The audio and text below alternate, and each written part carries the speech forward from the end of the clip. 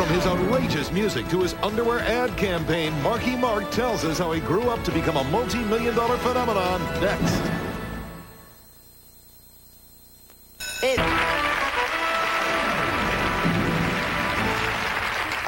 This is Marky Mark. Some of you may have never seen him before, even though his billboards and TV commercials have saturated the country.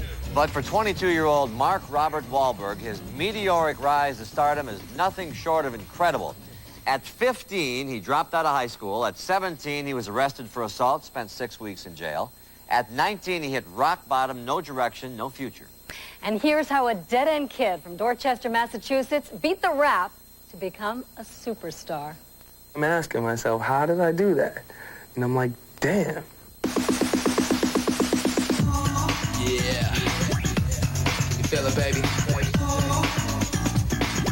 I can too.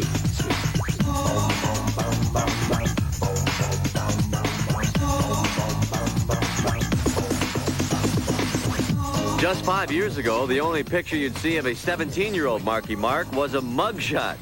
Mark Wahlberg grew up as the youngest of 9 children in Dorchester, a working-class neighborhood of Boston. From the very beginning, he seemed destined for anything but success. Here in these never-before-seen photos, we see him as a young man.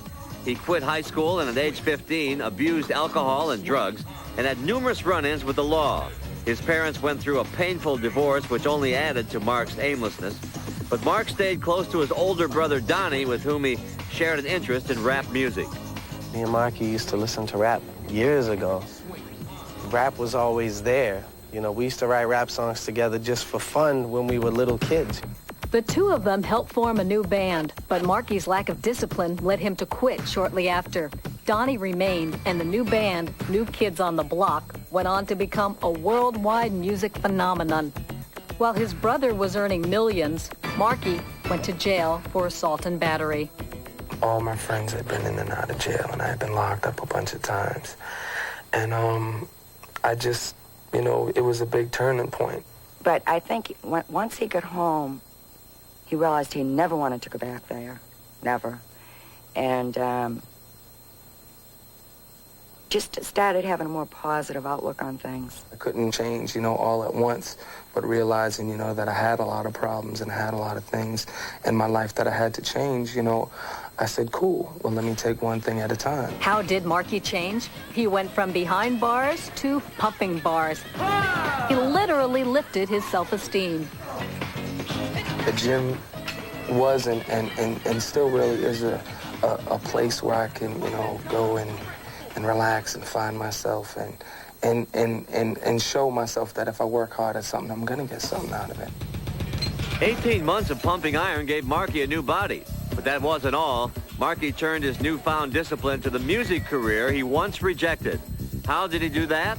Thank New Kids on the Block manager Dick Scott and older brother Donnie.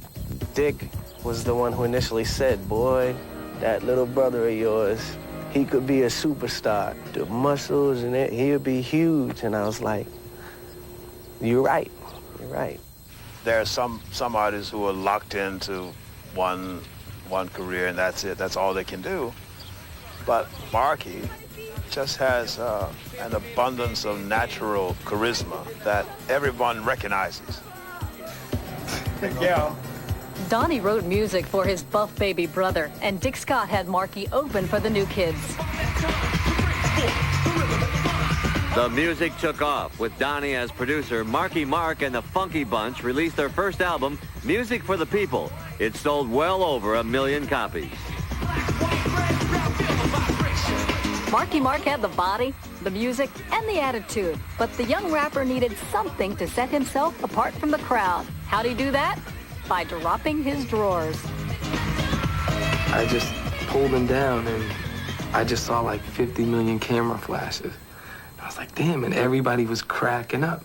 So I just started running around the stage and my brother was like on the ground laughing. And then from there, it just became a trend. But how did Marky's outrageous stage stunt lead to a starring role in a multi-million-dollar ad campaign? His signature look caught on, showing up first on the streets before finding its way to Madison Avenue. The fashion forerunners at Calvin Klein were watching. We decided that we wanted to you know, really ride that trend. And we were looking for a way to do that. In one of those deals that only happens in Hollywood, mega record producer David Geffen saw Marky Mark brandishing his Calvins on a Rolling Stone cover. He called good friend Calvin Klein, who saw the potential of the Marky Mark look. The next step when you do something like this is, all right, now we know who's going to be in it. Now what are we going to do with them? And we also decided to do something we'd never done before, which is produce an underwear commercial. But how did they make sure that this commercial would attract attention? What we decided to do was to do very head-on, very sort of rap-inspired, as Mark is, ads. Shouts goes out to my man Calvin Klein, good looking out for the drawers. And we wanted them to be approachable. We wanted Mark to seem both friendly and charming. Oh, she got freckles. As well as tough. Because Mark is all those things. Next question. But how did they bring out Marky's character in the commercial? We have downtown Julie Brown interviewing him, talking about things and trying to catch these moments. You know, we have general topics to talk about, but again, the fun of it is not having a script. Calvin Klein is definitely in the house. He knows that. They had the commercial, but that was only part of the Calvin Klein strategy. Marky is kind of a street kid. And the idea behind the campaign was, rather than do the very traditional media planning that had been done in the past, is we decided to take Mark to the streets.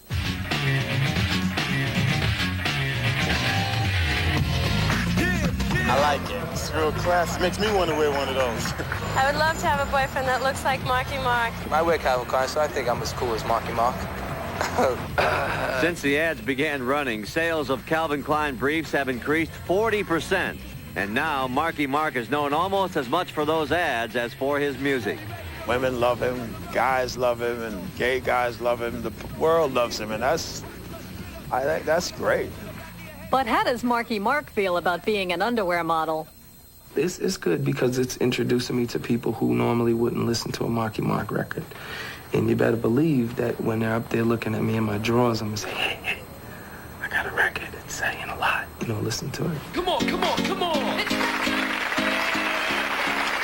So, that's Marky Mark. So that's a lot of Marky Mark. We'll be back in a minute. Mark that.